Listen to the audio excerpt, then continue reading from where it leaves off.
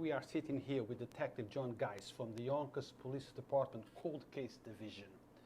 And we try to do this once in a while in the hopes that somebody out there can step forward and help the YPD to find a resolution for an open case. Now, we know that somebody out there knows something, somebody heard something, but we need you to step forward. Detective, thank you. Thank you for coming on and to talk to us. This is our second show on cold cases. Yes. Now, Detective, you're a veteran in the police department. Yes. How long? 35 years. How did it go? Fast? Very fast. So, Detective, let's get to the essence of this interview. Today we are going to talk about Cornell Williams, that was found deceased in February, I believe, 25th, 1989, at 454 Nepperham, correct? Or am I... Actually, 354 Nepperham Avenue. 354 Nepperham. Tell us a little bit about the case, sir. Mr. Williams was a 32-year-old male. He lived alone. He lived on the 10th floor of 354 Nepperham Avenue. He lived there for about 2 years. Leading up to his death, untimely death, he was feeling uncomfortable in the apartment complex at 354 Nepperham Avenue because of the drug activity. What do you mean by uncomfortable?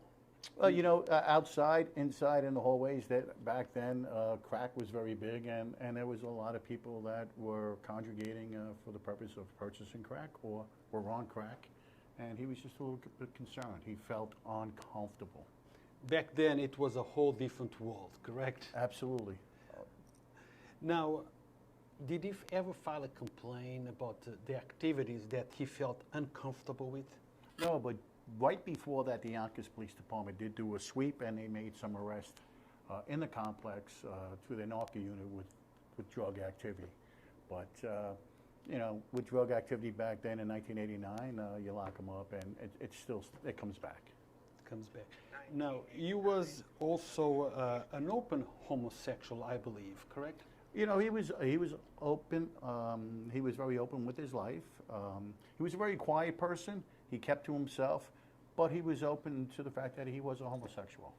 During your investigation, do you think there is any connection between his lifestyle and his death, or more probably the drug situation and his death? You know, it's hard to say if it had something to do with his homosexual lifestyle or the drug aspect. I mean, he lived there alone. Years prior, he did have a relationship with a male that did live in the apartment with him, but that was over for some quite time. I mean, it's possible that he picked someone up and brought him back to the apartment, and it might have led to his death. But I don't like to have blinders on. It could be one of two or three issues. But he did have an open gay lifestyle where he did bring strange men back to his apartment.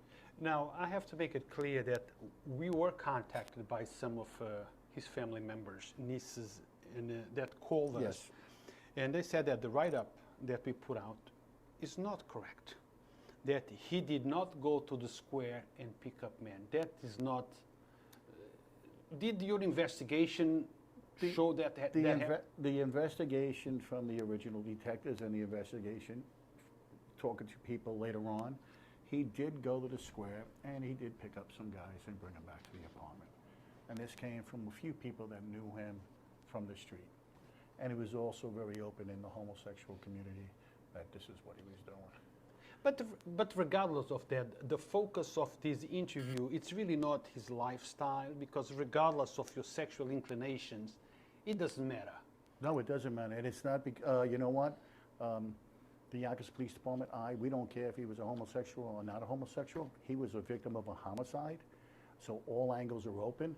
That's one angle that's being looked at. There might be another possible angle, but he's not on trial here. He's not the bad person here. The person that's bad is the person that killed him, and that's who we're trying to get information on and try to bring some justice for the family. It's not closure, it's some justice and maybe some answers.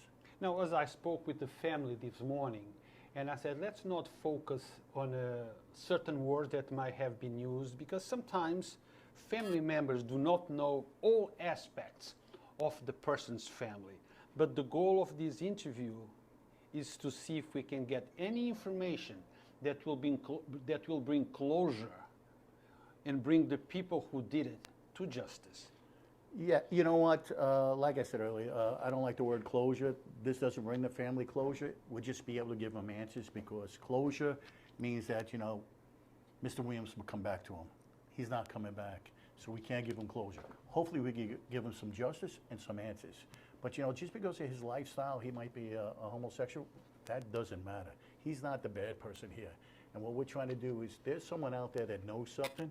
I mean, he was, we believe that he was killed on Wednesday. He wasn't found onto Saturday.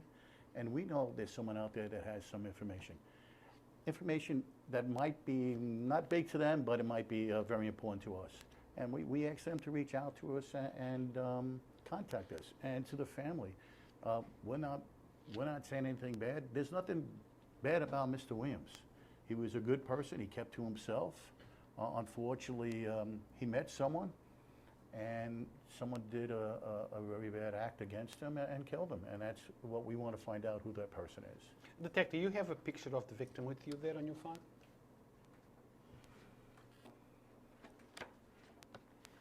So for those that might be wondering who is the victim, this is a picture of the victim. I don't know if you got to know him, if you knew him.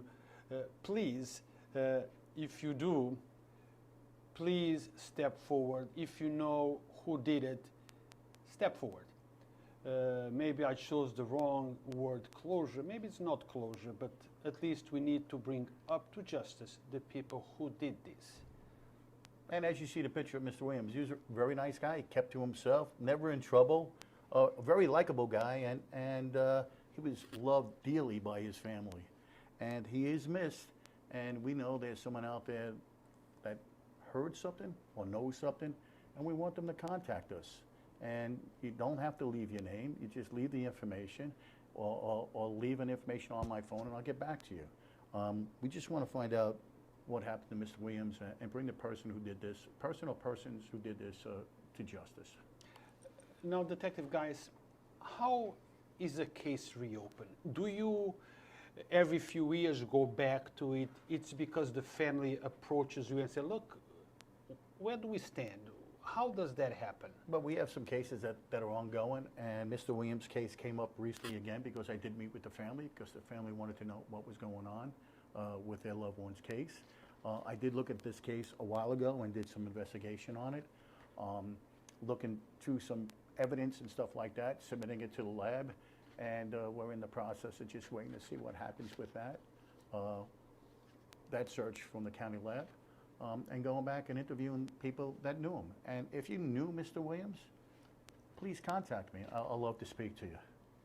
Now, DNA, back in those days, there was no DNA, but I believe that police stores some evidence just in case science becomes, more efficient, more sophisticated. How did you save any DNA in regards to this? The Yonkers Police Department, when they responded to this case back in 1989, we had an excellent crime scene unit led by Sergeant Pizzola at the time. And what they do is they document the area and they collect everything that is left at the scene. That's blood samples, fingerprints, anything that's left at the scene. They do a thorough job and they collect it and we have it. Has any comparison been done recently on DNA?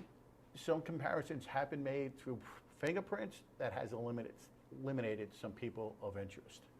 On the DNA aspect, it is being looked at again, because when it was done maybe 10 years ago, 8 years ago, DNA has gotten better, more advanced, and there's more testing that can be done now.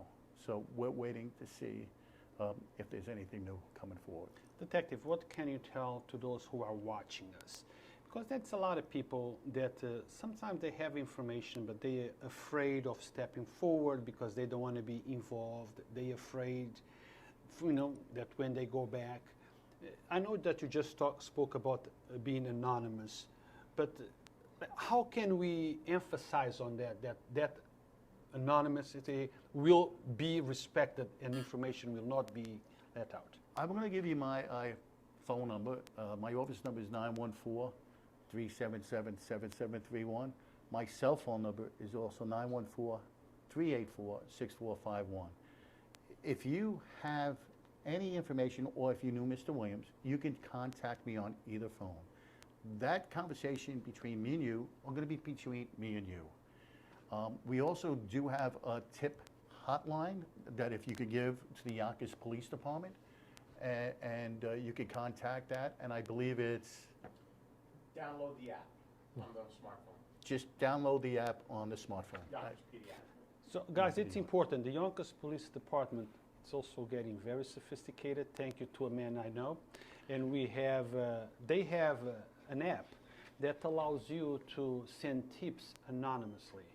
Download, go to the Apple Store or the other applications and download the Yonkers PD app to your phone so you can give information, because lots of times cases are not resolved because we, those who have information, do not step forward. And then we complain because cases are not being closed. But you have the answer often about why they are not getting closed. Now, is there anything else, Detective, about this case, or since we hear about any of the cases, is there anything else you're working on that people can say, look, I know about, I don't know about this particular one, but I know about that one or that one? Yeah, there are other cases, but I think this is important that we just talk about Mr. Williams. But because Mr. Williams deserves the attention right now, and what I just want to say to people out there is, you know, the Yonkers Police Department, don't forget about our victims or our victims' families. We've been doing this for a long time. There is a cold case unit, and it just handles unsolved homicides, and we will not forget your family, your loved one, and we will do what we can to get it solved. But to do that, we need the help of the public out there. And we need people just to call and give us information on Cornell Williams, any kind of information, even something that you might have just heard. Just to contact us, and we'll look into it. So guys, let me ask you this. Social platforms is a powerful tool, but the power of it is on the flexibility that those platforms give us to expand the news. So you are watching it, but don't just let it stay there. Share it, because you might share it to somebody who might know something about this case. So make this interview go viral. Share it, ask your friends to share it, and more people hear about it, more options we have of a conclusion. Yes? I agree. So is there anything else we need to talk about this, Detective? Nope, I think you got it all today. If you have information, just please contact us, or just download that site, and you can contact the Yonkers Police Department and leave a tip. Or you can call Detective Geis directly, so you have all the options covered. You have his cell number, you have the name of the application that you can download and give some tips anonymously if you want to. So you have a method of contacting and helping this crime or any other crime being solved. Thank you for watching. We appreciate your support. We appreciate you being on Yonkers Voice. Thank you, and have a great day. Thank you, Detective. Thank you.